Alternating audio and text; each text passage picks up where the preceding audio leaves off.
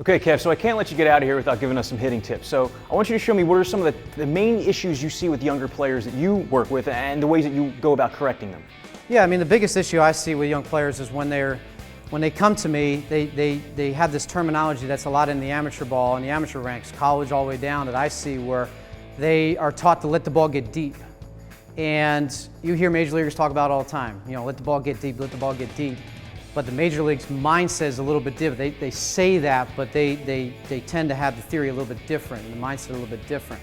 Whereas the amateur players will let the ball deep and they'll literally get the ball deep, like by their belly button. So what I like to do with guys when they come in and I notice that the guy's letting the ball get too deep and he's getting handcuffed. I call it get his thumbs blown off, where he's getting that ball right here and it feels like the whole bat's about to break. I put this diagram on the ground. The amateur contact points are, if you stay in the box here, it's let the outside pitch get deep, here, let it travel. Middle pitch down the middle, catch it here. The inside pitch a little bit further out front, here. Now that's not the wrong way, I tell people all the time. That's not the wrong way. But what it is if we consistently get balls back in here, we have no chance of having any extension. If I'm gonna punch you, I'm not gonna punch you and land the punch here, I'm gonna be out here. Same thing applies here with contact points. So then, I say, here's how the big boys play. Catch the ball inside, catch it out front. Catch the ball down the middle, catch it out front.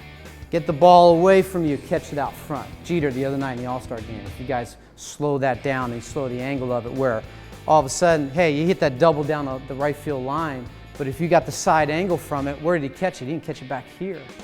He caught it right off his front foot, or somewhere close to that, to be able to drive the baseball. So I always tell guys, say, hey, we're just gonna knock these balls out. And there are your contact points. It's not getting your body out front as much as, hey, hands hold the bat. Hands have to be able to get to that ball out here.